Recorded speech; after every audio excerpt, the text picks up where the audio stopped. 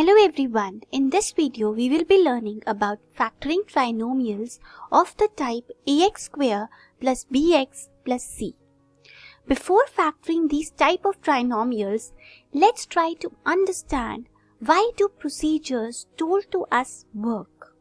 So for that, we are going to multiply two binomials to understand the pattern that exists while factoring, which we use while factoring trinomials. So let's start. We have these two binomials in front of us and we are going to multiply them and see what do we get. So you can pause the video and multiply these. So after multiplication we get 6x² plus 7x plus 2. Now carefully analyzing the middle term, we see that the middle term, that is the coefficient of the middle term, that is 7, is equal to 4 plus 3. Then when we look at these addends 4 and 3, we realize that the product of these addends is 12. And 12 can also be obtained by multiplying 6 and 2. So 6 and 2, we can see 6 is the coefficient of the first term, that is x², and 2 is the last term. So what do we observe? We observe that the middle term, the coefficient of the middle term is equal to 4 plus 3 and the product of 4 and 3 is 12, which can also be expressed as the product of the coefficient of the first term and the last term. So let's check this with other expressions. You can pause the video to find out the product of these two binomials. Again, let's analyze the middle term. The coefficient of the middle term is 29. And let's see, we know from above that 29 is made up of 20 plus 9. And the product of the numbers 20 and 9 is equal to 180. 180 is also equal to 15 times 12. We can again see that 15 and 12 are there. 12 is the coefficient of x² and 15 is the last term. So that means we have taken here two examples. You can take more examples till you are satisfied that this pattern exists all the time. So what do we observe? We observe that in trinomials of the type ax² plus bx plus c, when we multiply the coefficient of the first term with the last term, we get a number.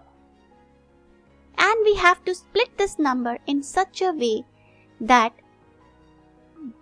the two factors add up to 29. Let's see this with an example. So we have taken an expression of the type ax² plus bx plus c. So that is 3x² minus 8x plus 4. So let's try to factorize this. So we multiply the coefficient of the first term and the last term. So we get 3 times 4 is equal to 12. And we can see that the middle term is negative 8.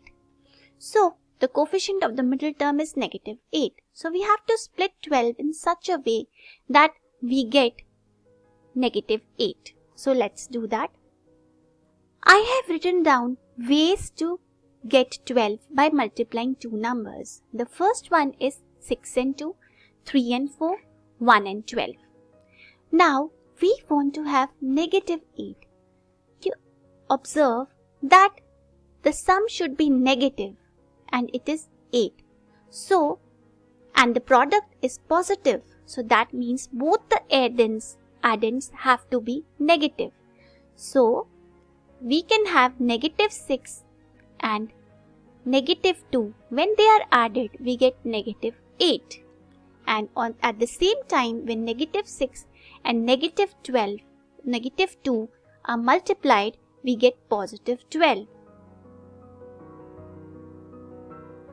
Negative 6 and negative 2 are multiplied, we get positive 12. So that means negative 6 and negative 2 fulfill the condition. So let's split the middle term according to these numbers. So we get 3x square minus 6x minus 2x plus 4. Now we can group the first two terms and find out the common things in this. So the first two terms have 3x in common. So we can take out 3 and we get x for the first term minus 2 for the second term. In the last two terms, we can take out negative 2 and we get x minus 2 inside. So we get two factors, 3x minus 2 and x minus 2. So we can quickly multiply these two to check whether our answer is correct or not. So let's do that. We get 3x square minus 6x minus 2x plus 4. So we get 3x square minus 8x plus 4, which is same as the expression with that we begun with. So I hope this example is clear. Let's take one more example. The next example is 4x square minus 5x minus 21. So let's multiply the coefficient of the first term with the last term. So what do we get? We get 4 multiplied by negative 21, which would be equal to negative 84.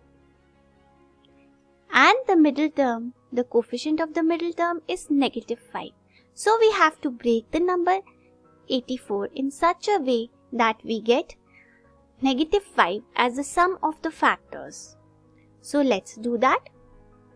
So here I have made a list of factors of 84. So see, in a very systematic manner, I have found out the factor pairs. I started with 1. 1 times 84 is one pair. Then I did 2. 2 times 42 is the next. 3 times 28 is next. 4 times 21 is another one. 6 times 14 is the next. And 12 times 7 is 84. Now quickly, I could observe that 12 minus 7 gives me 5. But I want negative 5 as the sum. So I'm going to play with the signs.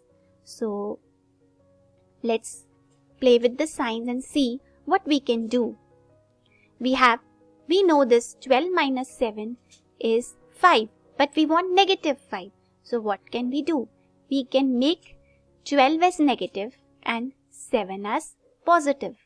So we get negative 5 as the answer. So that means we have broken the number 84 into two parts.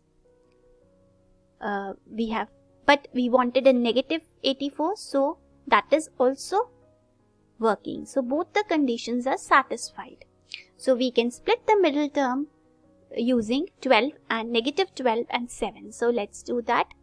4x square minus 12x plus 7x minus 21. So now we can group the terms and find out the common. So first two terms when we group, we get 4x as common. So 4x is common. So we get x minus 3. And from the last two terms, we get 7 as common. So we get x minus 3. So quickly, we get the two factors 4x plus 7 into x minus 3. Now again, if we multiply these two factors, we would get our expression back. So let's check. 4x square minus 12x plus 7x minus 21. So we get 4x square minus 5x minus 21, which is same as the initial expression. So I hope factoring of trinomials of the type ax² plus bx plus c is clear to you. If you have any queries, just write down in the comment section below and I would be answering each one of them. Thanks for watching. Goodbye.